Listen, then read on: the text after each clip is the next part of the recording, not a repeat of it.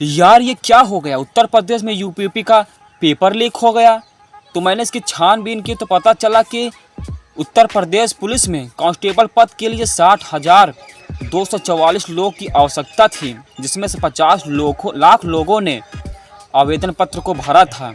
अच्छा। और एक लोगों का फीस शायद 400 रुपया था। अब 50 लाख और 60,244 गुणे कर दो तो 20-21 करोड़ रुपए बनेंगे। और जहाँ तक मुझे लगता है कि योगी जी यही पैसा अपना चुनाव में लगाएंगे और चुनाव जीतेंगे। और पेपर लीक होने का कारण मुझे ये भी लगता है कि जो 50 लाख लोगों ने फॉर्म को भरा था, लेकिन ज़रूरत 60,244 लोगों की ही थी।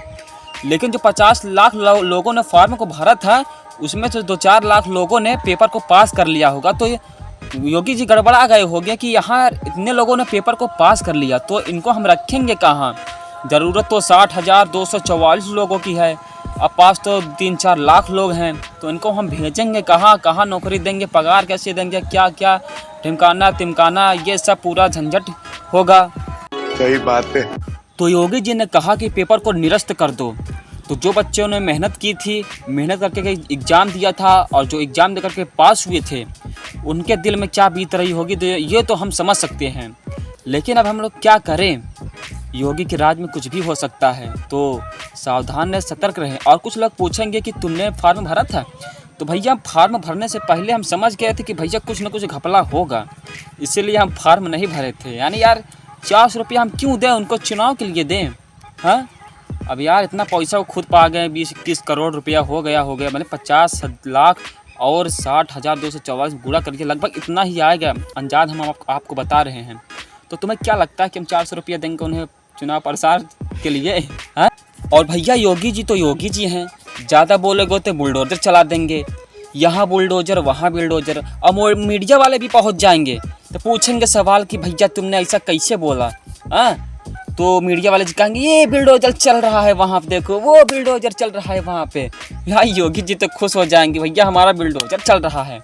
हाँ, और कांग्रेस तो गांड फटी हुई है, वो सोच रही है हम बोले तो बोले क्या, जाए तो जाए कहाँ, क्या बोले हम। अब कुछ बोल दें तो योगी जी तो हम पागल बना देंगे, बस यहाँ घूमे वहाँ घूमे, उनकी बात का तो कोई महत्व ही नहीं। इंस्टाग्राम पे इतने मीम बन चुके हैं यार कांग्रेस के ऊपर, क्या बताएं। खाली इन सब बातों को छोड़ो, हम बात करते हैं यूपी की पुलिस कांस्टेबल की पेपर जो लीक हुआ है। तो आप लोग स्टूडेंट हो तो आप लोग समझ सकते हैं, ऐसे जल्दबाजी में फॉर्म ना भरा करो, ठीक है। हम समझ चुके थे कि फॉर्म भरेंगे तो भाई दिक्कत होगी। हमारा एक दोस्त भी था, उसने हमको बताया कि भैया तुम सब ऐसा काम मत करो, ठीक है। खैर इन सब बातों को छोड़ो, अगर तुम्हें नौकरी पाना है तो इस बार बीजेपी को ही जिताना है, क्योंकि हम बीजेपी वाले हैं, हम हिंदू हैं, हम भारतीय हैं, तो हम योगी जी को ही वोट देंगे। अब बाबा तुम्हें ऐसा लग रहा होगा कि ये सब कुछ योगी जी ही ने किया, लेकिन नहीं, ये सब गलत है। अब ज़रा तुम सोचो कि पेपर किसने बनाया होगा। अब पेपर को जिसने बनाया उसने दे दिया, भैया हम पेपर बना चुके हैं, अब आपने सेंटर पर ले जाइए, जहाँ एग्ज़ाम होगा वहाँ पर ले जाइए। रास्ते में क्या क्या हुआ होगा इसका कोई जिम्मेदारी है? कितने लोग थे, कौन कौन था? हाँ, पहले तो बात उन सबको पकड़ लीजिए, उसके बाद उनसे पूछताछ करिए कि भैया ये सब क्या किए थे तुम लोग हैं, जो पेपर लीक हो गया। अब ये सब पूछेंगे तो भैया नहीं बताएंगे, तो उनके गांव पे 2 फट्टा जब पड़ेगा ना तो सब बकरेंगे कि भैया चलो अब तो हम बता दें कि पेपर लीक कैसे हुआ। लेकिन हम आपको बताएं पेपर लीक कैसे हुआ, हमको खुद ही नहीं मालूम पता कैसे लीक हो गया। हाँ, अगर यार हमारी बातों को आप लोग सुन रहे हैं, आप लोगों को बुरा लग रहा है, तो मैं इसके लिए क्षमा चाहता हूँ, क्योंकि मुझे कुछ समझ में नहीं आ रहा है कि मैं क्या बोल रहा हूँ। बस मेरे मन में जो था वो सब मैं आपको बता रहा हूँ। मैं अपनी इच्छा, अपनी बात आपके सामने रख रहा हूँ। बाकी अगर मैं गलत हूँ तो हाँ मैं गलत हूँ, मैं मानता हूँ।